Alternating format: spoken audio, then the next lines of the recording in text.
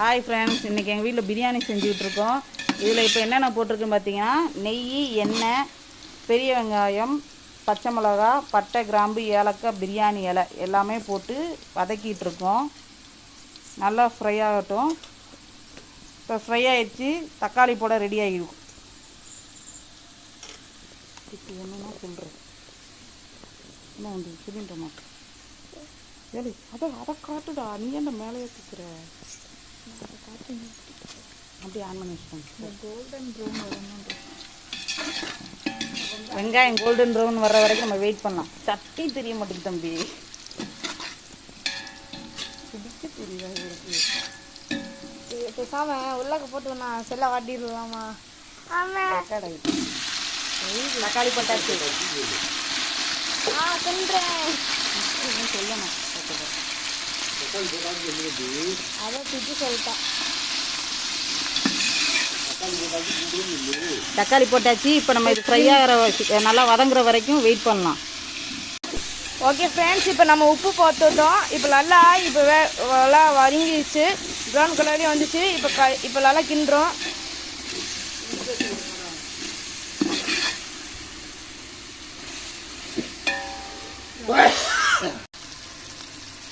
நீ மாமா போட்டுட்டு இருக்க.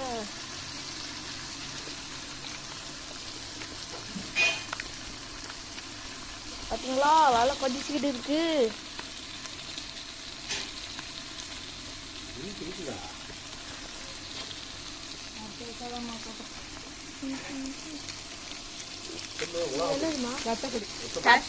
இப்போ நம்ம காஷ்மீரி பவுடர் போட போகிறோம். இது உரப்புக்கும் இருக்கும், கலருக்கும் இருக்கும்.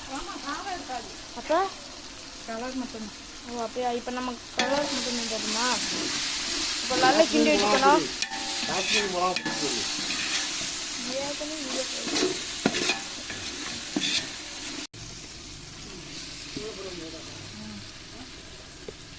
சரி, இப்போ நம்ம பட்டை கிராம் பொடி போடுறோம்.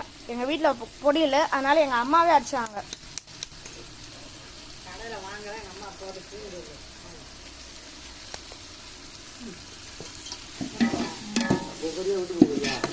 அடுப்பை இப்போ குறைச்சி வைக்கணும்.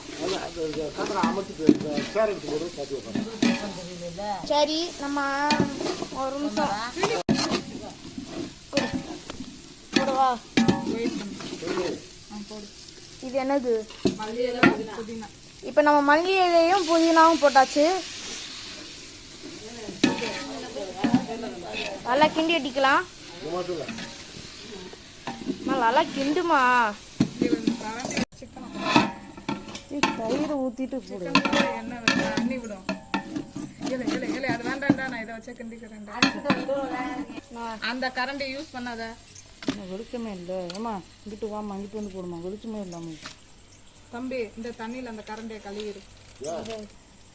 சாப்பாடு போடணும். ஆமா, கழுவுடும்ல. பிறகு பச்சை மசாலாவால இருக்கும். வதங்கிருக்கும். இப்போ நம்ம சிக்கன் போட்டிருக்கோம். கிண்டே நல்லா மிக்ஸ் பண்ணிக்கலாம். நான் ஆச்சு கிண்டுறேன். ஒரு கடியாக எனக்கு சமைக்கிறதுக்கு வாய்ப்பு கொடுங்கதா சாமி. அப்பெல்லாம் கொஞ்சம் போட்டுருக்கோமா? நம்ம தக்காளி வதக்கும் போது கொஞ்சோண்டு உப்பு போட்டோம் ஃப்ரெண்ட்ஸ். இப்போ வந்து கறி வதக்கிறதுக்காண்டி கறியில் வந்து உப்பு சேர்றதுக்காண்டி கொஞ்சம் உப்பு போட்டிருக்கோம். இப்போ தயிர் ஊற்றியாச்சு. நம்ம எலுமிச்சம்பழம் ஊற்ற போகிறோம்.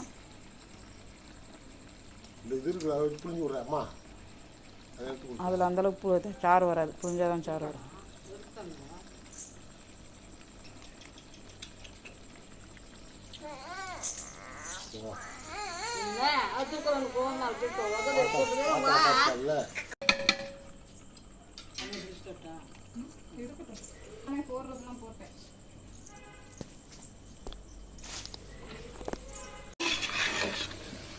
இப்போ நம்ம கிண்டி விட்டுக்கலாம். இல்லை, நீ சிலிண்டர் கிட்ட போட்டாத தருண்.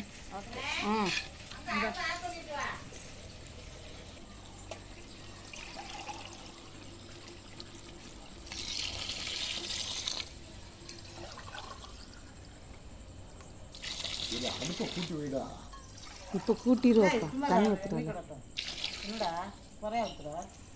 அவ்வளோதான் இருந்துச்சு. 3 பேருக்கு.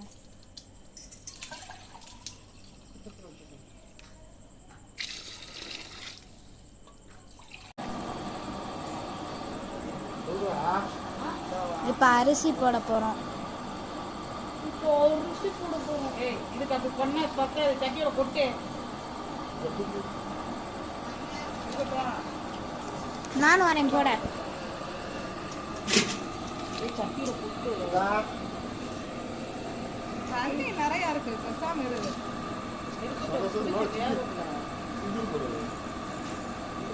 ஏய் ஆமா கையில அதெல்லாம் படாது. அது சென்டரை பார்த்து கொட்டணும்.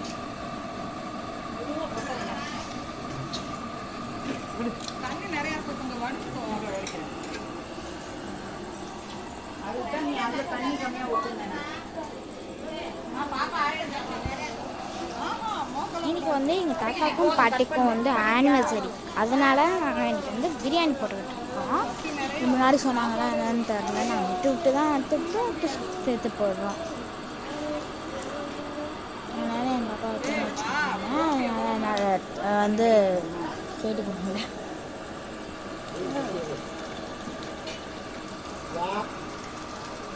அதனால் சமையல் மாஸ்டர் பொன்மதி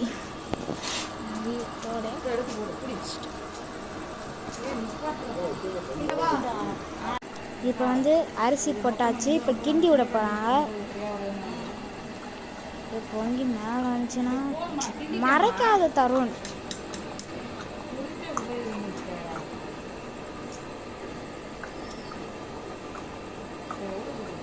வந்து எங்கள் அம்மா வந்து உப்பு சரியாக இருக்கா அப்படின்னு பார்த்துட்ருக்காங்க.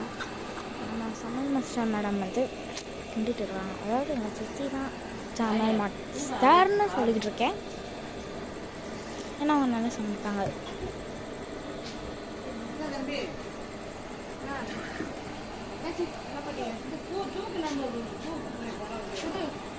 That's only my sister.